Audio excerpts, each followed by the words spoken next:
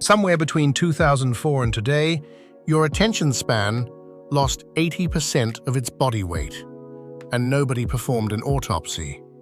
Everyone just blamed the phone and moved on. The phone is not innocent. But the phone is not the whole story either, and the actual data is stranger, older, and more damning than "put your phone down" ever captures. Here's where the number actually comes from, because it did not come from a survey. In 2004, a researcher named Gloria Mark sent people into real offices with stopwatches. Not apps, not self-reports, actual humans, clicking a timer every time someone's attention shifted from one screen or task to another. That first measurement came back at 2.5 minutes. That was the baseline, back when distraction still meant a co-worker walking by your desk. By 2012, before the smartphone had fully colonized daily life, the same kind of measurement, now partly automated through screen logging software, had fallen to 75 seconds. By the 2020s, replicated by multiple independent labs landing in the same tight range, it had fallen again to 47 seconds. 2.5 minutes to 47 seconds. Not a survey result, a stopwatch result, repeated for 2 decades by researchers with no reason to exaggerate it. Here's the part almost nobody quotes correctly. It is not that a notification costs you 5 seconds of glancing at a screen. Mark's own follow-up research found that after a single interruption, it takes an average of 23 minutes and 15 seconds to return to the same depth of focus you had before it happened. Not to resume the task, to actually get back to the same quality of thinking. And here's the detail that makes it worse. People do not go straight back to the interrupted task. Mark's data shows an average of 2 entirely different tasks get inserted in between the interruption and the return. So a single ping does not cost you a glance. It costs you a 23-minute detour through 2 other things before your brain even attempts to find its way back to where it started. One honest caveat belongs here, since the whole point of this channel is not repeating things nobody checked.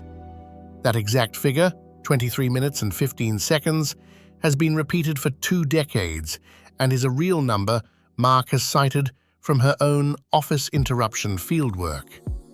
But it did not come from the single peer-reviewed paper most people credit it to. Her formal 2008 lab study asked a narrower question and found something almost as damning. Interrupted subjects finished the same task just as fast, sometimes faster, with no drop in quality. The lost time didn't vanish, it just stopped showing up on the clock. What did show up, measured and significant, was more stress, more frustration, and more time pressure in the exact same interrupted subjects who supposedly lost no time at all.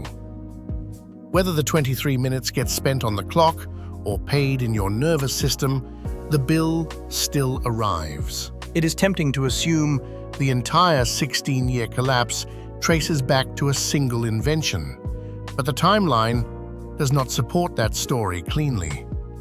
The drop from 2.5 minutes to 75 seconds happened between 2004 and 2012, a period when most workplaces were still running on desktop computers, before the smartphone had fully saturated daily life, and before the major social platforms had built their feeds around algorithmic recommendation instead of a simple timeline. Something was already breaking attention apart well before the device most people blame had the chance to. What changed across the whole period was not one product. It was the number of distinct systems competing for the same finite attention at the same time. More browser tabs, more chat platforms, more inboxes, more feeds, each independently engineered to reward a glance. No single one of them had to be individually damaging. They simply multiplied the number of open loops a person was expected to track simultaneously. and the stopwatch data is really just measuring the casualty count of that multiplication. If you assumed this was entirely an attack from outside, a hostile industry engineering your collapse for engagement metrics, you are only half right, and the more useful half of this story is the one nobody markets. Mark's research found that close to half of all these interruptions are self-initiated. You are not only the target, you are frequently the trigger. This matters because it changes what the fix has to be. If the enemy were purely external, the answer would be a settings menu. Turn off notifications, delete an app, and you're done. But if half the interruptions are self-inflicted, no notification setting on Earth solves the actual problem. The hand that opens the tab when nothing forced it to is the thing that needs a different kind of intervention entirely. Notice the shape of the excuse this destroys. I would focus if the world would just stop interrupting me. Quietly assumes you are a passive victim of every switch. The data says you are at minimum co-author of half of them. That's not a guilt trip. It's actually better news than the alternative, because a habit you author yourself is a habit you can redesign yourself, whereas a purely external siege would leave you waiting on someone else's product team to have a change of heart. Stop picturing focus as a fixed talent some people have and others don't. The stopwatch data says something closer to this.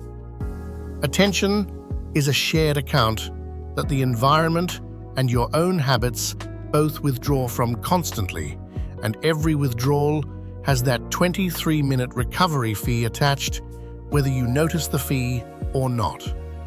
20 small interruptions in a day are not 20 small costs. At 23 minutes of recovery debt each, that is potentially the entire productive day, spent almost entirely on re-finding a thread you already had. This is why just concentrate harder fails as advice. You cannot out-concentrate a fee structure. The fee gets charged whether your intentions were good or not. The same way a bank does not waive an overdraft charge because you meant to check your balance first. Run the arithmetic on an ordinary workday and the number stops being abstract. A person checking messages, email, and a couple of feeds throughout an 8-hour day easily accumulates 10 to 15 genuine attention shifts, each one dragging that same 23-minute recovery tail behind it. Even at the low end, 10 shifts times 23 minutes is nearly 4 hours of the workday spent purely on re-entry before a single unit of actual output gets produced. That number is not a worst-case scenario. It's the unremarkable, statistically ordinary version of a Tuesday. 2,000 years before a stopwatch ever clicked in an office, the Roman Stoic Seneca wrote that people are not short on time. They are wasteful with it, spending their days on everything except the one thing they will actually miss having spent.